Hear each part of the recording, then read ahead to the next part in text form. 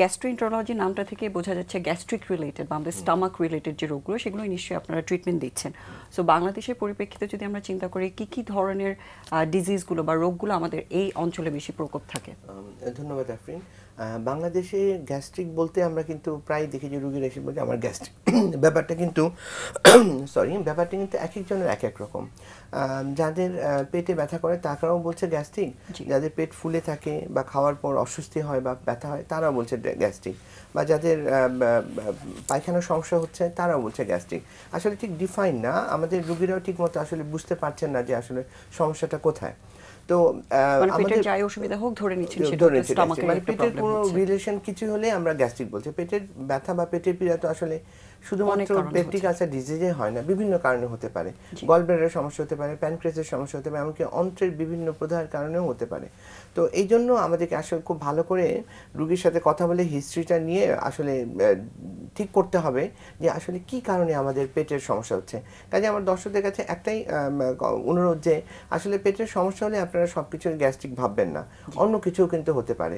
আর যেটা হচ্ছে গ্যাস্ট্রিক বলতে যেটা বুঝে আপনি বলেছেন যে স্টোমাকের সমস্যা বা পাকস্থলীর সমস্যা, কিন্তু আসলে পাকস্থলীর সমস্যা বাংলাদেশে বেশ কমন, এটা ঠিক, কারণ এইচ পাইলোরি নামে একটা জীবাণু আছে যেটা এটার সমস্যার সাথে জড়িত।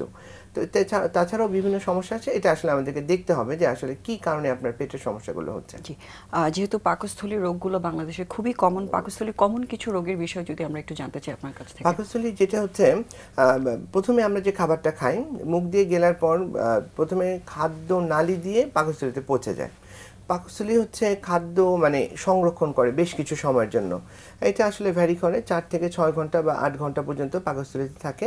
পাকস্থলীতে সেই খাদ্যটা ঠিক মতো প্রসেস করে আমাদের শরীর, মানে খাদ্যটা মানে একবারে মন্ডের মতো করে পাচক্রিয়া করে। এখানে হাইড্রোক্লোরিক অ্যাসিড সব বিভিন্ন ধরনের রস খাদ্যের সাথে মিশ্রিত হয় যেটা আমাদের হজমে সাহায্য করে। তো এখন দেখা যাচ্ছে যে কোনো কোনো ক্ষেত্রে এর পরিবেশটা একটু ঘুরে যায়। যেমন আমি কিছুক্ষণ আগে উল্লেখ করেছি যে আলসার হতে পারে, কোনো একটা জীবাণু থাকতে পারে, বা কখনো কখনো কোনো কোনো ক্ষেত্রে দেখা যায় যে যাদের লম্বা সময় ধরে ডায়াবেটিস আছে তাদের মুভমেন্টটা কমে যায়। মানে এই মুভমেন্টটা কমে গেলেও কিন্তু আসলে এই খাদ্যটা অনেক সময় পেটের ভিতরে থেকে যাবে, তাদেরকে আসলে অ্যানোরেক্সিয়া বা ক্ষুধামন্দ হবে, মানে উনি আসলে তার খাওয়ার কোনো ইচ্ছাই জাগে না, অনেকক্ষণ থাকে। তো এই পাকস্থলীতে আলসার হতে পারে, পাকস্থলীতে ইরোশন হতে পারে, পাকস্থলীর যে তার মোটিলিটি ডিসঅর্ডার বা খাদ্য নিচের দিকে নামার প্রবণতা কমে যেতে পারে। এগুলো হচ্ছে তার রোগ, কিন্তু কিছু কমপ্লিকেশনও হতে পারে। যেমন আলসার যদি তীব্র হয় কখনো কখনো কিন্তু রক্তপাত হতে পারে, তখন রক্ত বমি বা কালো পায়খানা নিয়ে রোগী প্রেজেন্ট করবে। কখনো কখনো এই আলসার কিন্তু ক্যান্সারের কারণে হতে পারে।